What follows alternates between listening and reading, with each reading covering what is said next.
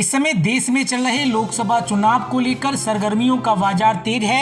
इसी के चलते देश की सभी राजनीतिक पार्टियों ने अपनी सियासी बिसात बिछानी शुरू कर दी है और इस चुनाव को जीतने के लिए सभी राजनीतिक पार्टियों ने अपनी पूरी ताकत झोंक दी है। ऐसे में देश की सभी राजनीतिक पार्टियों की नज़र अगर सबसे ज़्यादा किसी राज्य पर है तो वो उत्तर प्रदेश है, क्योंकि उत्तर प्रदेश में देश की सबसे ज़्यादा 80 लोकसभा की सीटें आती हैं। कहा जाता है कि केंद्र की सत्ता का रास्ता उत्तर प्रदेश से होकर के जाता है, क्योंकि 2014 और 2019 इसका जीता जागता उदाहरण है। बीजेपी ने उत्तर प्रदेश के बल पर ही केंद्र की सत्ता 2 बार हासिल की है। ऐसे में देश की सभी राजनीतिक पार्टियां, चाहे सत्ताधारी पार्टी बीजेपी हो या इसके अलावा विपक्षी दल हो, सभी की नजरें उत्तर प्रदेश पर हैं। तो आइए इस बार हो रहे लोकसभा चुनाव में उत्तर प्रदेश में क्या समीकरण बनते हुए नजर आ रहे हैं, किस पार्टी के खाते में कितनी सीटें जाने का अनुमान है। तो सबसे पहले बात करते हैं 2019 के लोकसभा चुनाव पर एक बार नजर डालें तो बीजेपी ने 62 सीटों पर जीत हासिल की थी। वहीं एक और बात करें, यानी समाजवादी पार्टी और बहुजन समाजवादी पार्टी ने मिलकर चुनाव लड़ा तो यहाँ पर बीएसपी के खाते में 10 सीटें गई थी। इसके अलावा अगर बात करें समाजवादी पार्टी के खाते में 5 सीटें गई थी। इसके अलावा बीजेपी के सहयोगी दल रहे अपना दल के खाते में यहाँ पर 2 सीटें गई थी। इस बार अगर देखें तो समाजवादी पार्टी का अलायंस कांग्रेस पार्टी के साथ है और कांग्रेस पार्टी की अगर बात करें, कांग्रेस पार्टी ने यहाँ पर एक सीट पर जीत हासिल की थी। तो आइए जिलेवार आपको दिखाते हैं कि इस बार क्या समीकरण बनते हुए नजर आ रहे हैं। तो सबसे पहले अगर बात करें सहारनपुर की, सहारनपुर में अगर देखें बीजेपी की तरफ से राघव लखनपाल मैदान में है, तो वहीं समाजवादी पार्टी यानी इंडिया अलायंस की तरफ से इमरान मसूद मैदान में है और बहुजन समाजवादी पार्टी की तरफ से माजिद अली जो है वो मैदान में है। तो कुल मिला के ये सीट अगर देखें तो इंडिया गठबंधन के खाते में जाती हुई नजर आ रही है। वहीं अगर कैराना सीट की बात करें तो यहाँ पे प्रदीप कुमार जो है वो बीजेपी की तरफ से मैदान में है, इकरा हसन इंडिया गठबंधन की तरफ से है यानी समाजवादी पार्टी की तरफ से हैं और श्रीपाल सिंह यहाँ पर बहुजन समाजवादी पार्टी की तरफ से हैं। तो कुल मिला के ये सीट भी अगर देखें तो इंडिया अलायंस यानी समाजवादी पार्टी के खाते में जाती हुई नजर आ रही है। इसके अलावा अगर मुजफ्फरनगर की बात करें तो यहाँ पर संजीव बालियान मैदान में है और हरेंद्र मलिक इसके जो है वो इंडिया गठबंधन की तरफ से हैं। वहीं चौधरी विजेंद्र सिंह जो है बहुजन समाजवादी पार्टी की तरफ से मैदान में है।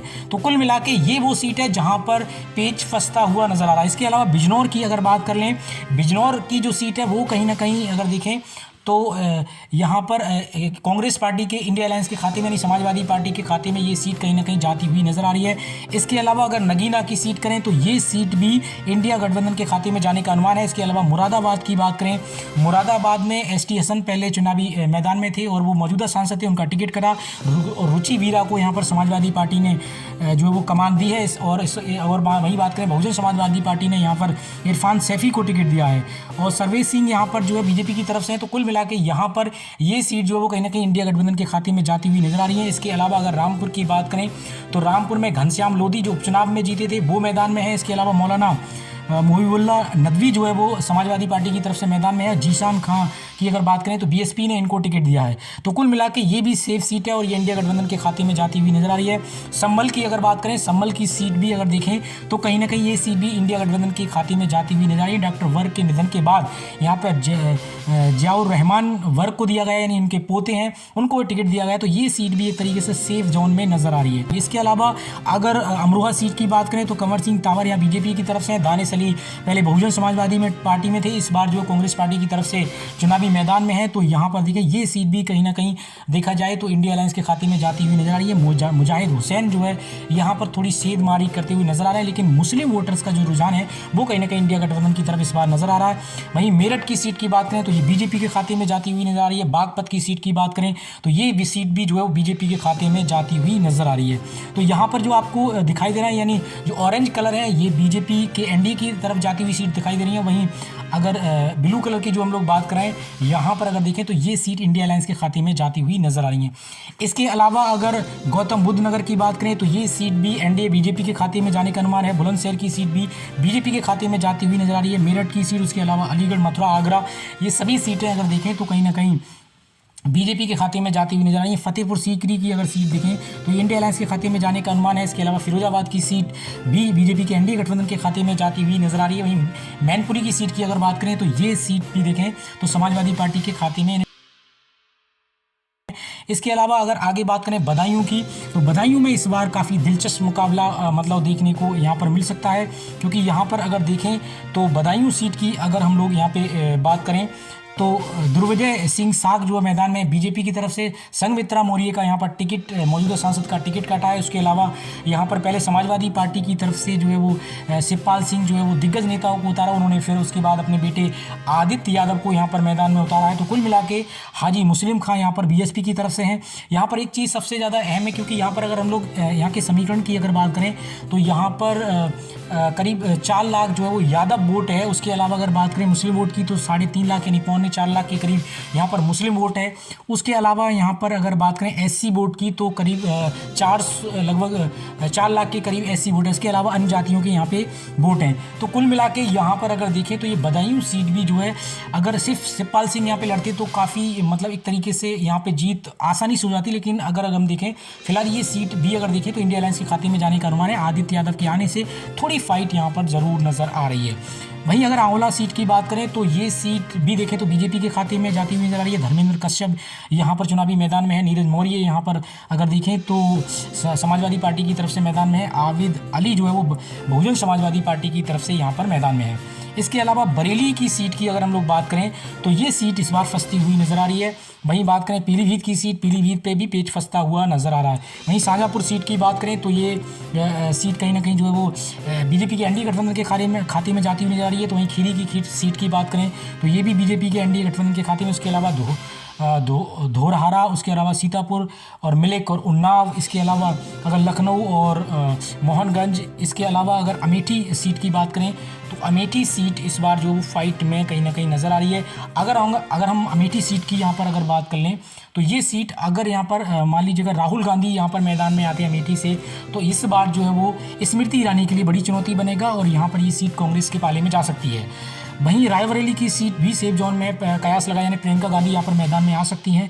तो ये सीट भी कहीं ना कहीं देखें तो मैदान में जा सकती है। वहीं प्रतापगढ़ सीट की अगर बात करें तो ये बीजेपी के खाते में। फरुखाबाद की सीट, इटावा की सीट इस बार इंडिया अलायंस के खाते में यानी समाजवादी पार्टी के खाते में जाती हुई नजर आ रही है। वहीं कानपुर की अगर बात करें तो ये सीट भी बीजेपी के खाते में। अकबरपुर लोकसभा सीट भी बीजेपी के खाते में जाती हुई नजर आ रही है। अब वहीं आगे अगर झांसी सीट की बात करें तो इंडिया अलायंस के खाते में जाती हुई नजर आ रही है। जालौन सीट की अगर बात करें तो ये बीजेपी के खाते में। हमीरपुर बीजेपी के खाते में जाती हुई नजर आ रही है। बांदा सीट की बात करें तो ये भी बीजेपी के खाते में जाती हुई नजर आ रही है। फतेहपुर की अगर बात करें तो ये सीट इंडिया अलायंस के खाते में जाने का अनुमान है। कौशाम्बी की सीट की बात करें तो ये सीट बीजेपी के खाते में जाती हुई नजर आ रही है। फूलपुर सीट की बात करें तो इंडिया अलायंस के खाते में जाने का अनुमान है। इलाहाबाद और बाराबंकी, अम्बेडकर नगर, ये सीट सभी अगर देखें तो एनडीए गठबंधन के खाते में, बीजेपी के खाते में जाने का अनुमान है। इसके अलावा अगर बहराइच और कैसरगंज की बात करें, श्रीवस्ती की बात करें तो ये सीट इंडिया अलायंस के खाते में इस बार जाने का अनुमान है। गोंडा और डुमरियागंज की बात करें, बस्ती, इसके अलावा संत कबीर नगर, गोरखपुर, महाराजगंज और कुशीनगर, ये सभी सीटें बीजेपी के एनडीए गठबंधन यानी ऑरेंज कलर की जितनी सीटें सभी बीजेपी के खाते में इस बार जाती हुई नजर आ रही हैं। इसके अलावा अगर बात करें आगे देवरिया और बांसगांव की और लालगंज, ये सीटें अगर देखें और सलेमपुर की तो ये बीजेपी के एनडीए गठबंधन के खाते में जाने का अनुमान है। घोसी सीट की अगर बात करें तो इस बार जो कि उपचुनाव हुए थे तो यहाँ पर समाजवादी पार्टी ने काफ़ी अच्छे मार्जिन से जीत हासिल की थी यहाँ पर विधानसभा चुनाव में। इस बार अगर लोकसभा सीट की बात करें तो ये समाजवादी पार्टी के खाते में जाती हुई नजर आ रही है। इसके अलावा बलिया सीट की अगर बात करें तो बलिया सीट भी बीजेपी के खाते में जाती हुई नजर आ रही है। इसके अलावा आजमगढ़ सीट की अगर बात करें, आजमगढ़ सीट पर अगर देखें और जौनपुर की सीट पर, आजमगढ़ पर धर्मेंद्र यादव को पहले बदायूं से सांसद थे, संघमित्रा मौर्य ने उनको हराया। उपचुनाव में आजमगढ़ में जो है वो धर्मेंद्र यादव को एक तरीके से हार का सामना करना पड़ा। इस बार आजमगढ़ में भी ये सीट कहीं ना कहीं समाजवादी पार्टी निरहुआ जो है बीजेपी की तरफ से यहाँ पे मैदान में है, तो काफ़ी फाइट होती हुई नजर आ रही है। इसके अलावा अगर मछली शहर की बात करें तो ये बीजेपी के एनडीए गठबंधन के खाते में जाने का अनुमान है।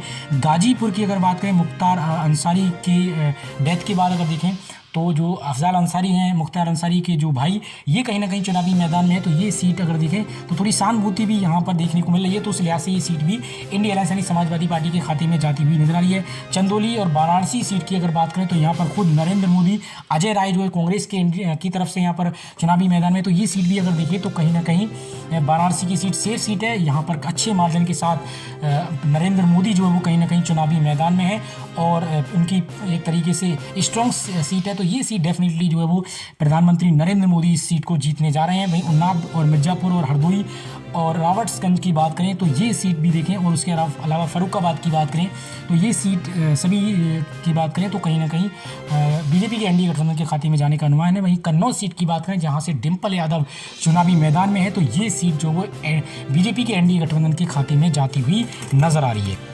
अब कुल मिला के यहाँ पर इस तरीके के समीकरण बनते हुए नजर आ रहे हैं। आपको क्या लगता है कि इस बार हो रहे लोकसभा चुनाव में, यानी 19 अप्रैल से लोकसभा चुनाव की शुरुआत है और वोटिंग बहुत जल्द यहाँ होने वाली है, तो आपको क्या लगता है कि आप किस ज़िले से हमारी वीडियो देख रहे हैं? अगर खासकर आप उत्तर प्रदेश से देख रहे हैं तो किस तरीके के समीकरण बनते हुए नजर आ रहे हैं? आप कमेंट बॉक्स में अपनी राय जरूर दें। तो यहाँ पर अगर कुल मिला के देखें तो 30 से 35 सीटों के बीच अगर इंडिया गठबंधन एक बड़ी बढ़त जो है वो कहीं ना कहीं देखें तो सेंधमारी करता हुआ नजर आ रहा है। बीजेपी के लिए 30 से 35 सीटों पर बड़ी चुनौती मिलती हुई नजर आ रही है। अगर 2014 के लोकसभा चुनाव के मुकाबले देखें तो 73 सीटें बीजेपी ने जीती। इसके अलावा अगर हम लोग बात करें 2019 के लोकसभा चुनाव की तो 62 सीटें जीती। इस बार भी कहीं ना कहीं सीटें घटती हुई नजर आ रही हैं, तो बीजेपी के लिए बड़ी चुनौती है। अब खासकर राहुल गांधी की साझा रैली आज ही हुई है अखिलेश यादव के साथ, तो ये अपने आप में एक अहम हो जाता है। इससे क्या इम्पैक्ट पड़ेगा ये तो आने वाला समय ही बताएगा। इसी तरीके की देश और दुनिया की खबरों के लिए आप